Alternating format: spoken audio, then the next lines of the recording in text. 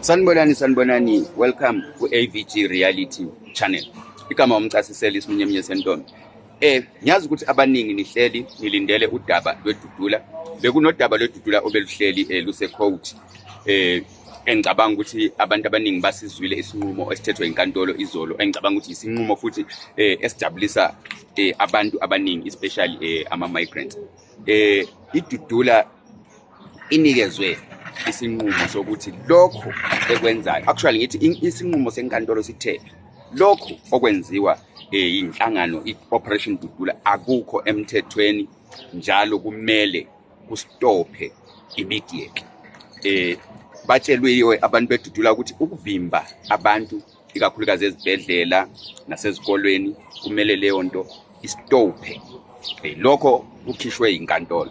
Engicabanga ukuthi le nto beyi-affecta abantu abaningi, especially abantu bakithi bebekwarisheka kakhulu. Uthola ukuthi uma beya esibhedlela bayaxoxa bese kunabantu abatholakala beme eminyango okanye ngithi emasangweni, emageyithini ezibhedlela or ezikolo, eharasa okanye ngithi ehlukumeza abantu bangaphandle, especially abantu abamnyama, ama-Africans. So inkantolo ithe lokhu kume kuphele xa. So okunye okulandelayo ebengifuna ukuthi sikuthinde ukuthi kuthiwe amapholisa kube yiwo abona ukuthi leyo nto is implemented, ukuthi leyo nto iyasebenza.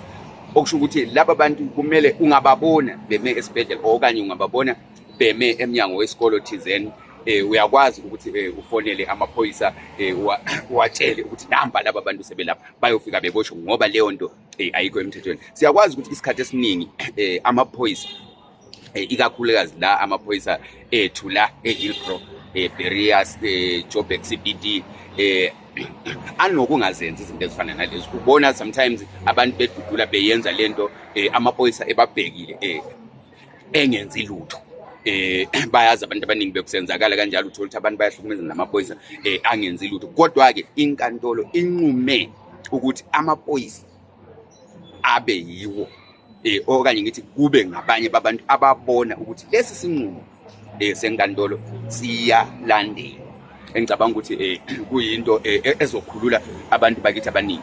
Njalo okunye kuthiwe abanayo imvume abantu be-Operation Dudula yokuhamba bemisa abantu, bebabuza amapasi, bebabuza ama-passport, bebuza ini.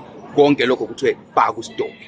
So ungahlangana nomuntu ogqoke i-camouflage ekubuza ama-passport, ube kwazi ukuthi akukho emthethweni lokho, unelungelo lokwenqaba okanye ufonele amaphoyisa.